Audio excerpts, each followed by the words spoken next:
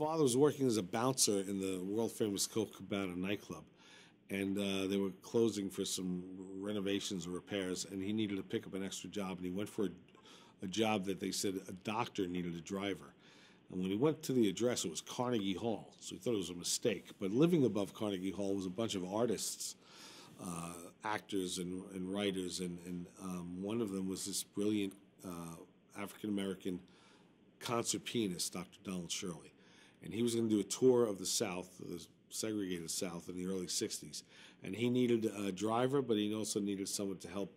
He knew someone maybe to protect him during this tour.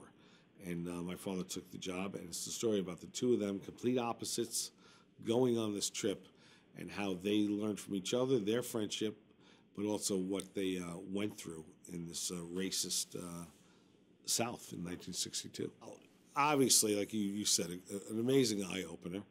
My dad was a product of his time and his environment, but still a nice guy, although he was a big bruiser. It completely changed him when he saw how Dr. Shirley was treated. I mean, he was a man who was playing for some of the most elite people, politicians, the richest people in the country, and then not being allowed to use a restroom in the same place that he was performing at, or not being allowed to eat in the restaurant in the same place he was performing at. Things like that just outraged my father. Just he couldn't believe it. So he was seeing it firsthand. And so it was about what they went through together. There's a lot of great stories and scenes that you'll see in the film of what they experienced and how it changed them both. My father really changed for the better, obviously. It changed how he brought us up as kids and how he treated other people. But, it's a entertaining movie, but it deals with some heavy issues that still resonate today in our world. Wow, just unbelievable. He's my dad. He's my surrogate father. Quite a chameleon change. He gained 45 pounds. He studied my father's way he spoke. So I had taped my father telling the stories. There's also a lot of footage on my father. So he studied all of that. He hung with my family, ate with us a lot, helped him gain that weight. Talked to my uncles in the Calabrese dialect combined with the Bronx dialect, so they had a certain way they spoke. And he just transformed, and it was very eerie but fantastic. I mean, when you see that movie, that's my father, exactly. Mahershala Ali, another brilliant transformation and performance.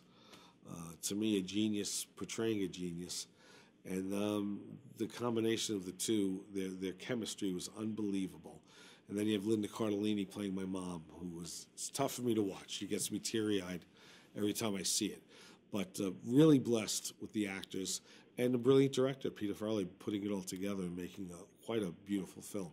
I think that, we deal with some heavy subject matter, but it's done in a certain way because their relationship lent itself to some humor and some warmth and some fun, but there's underlying it is all these really strong issues like racism.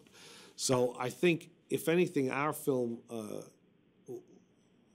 has a hopeful ending.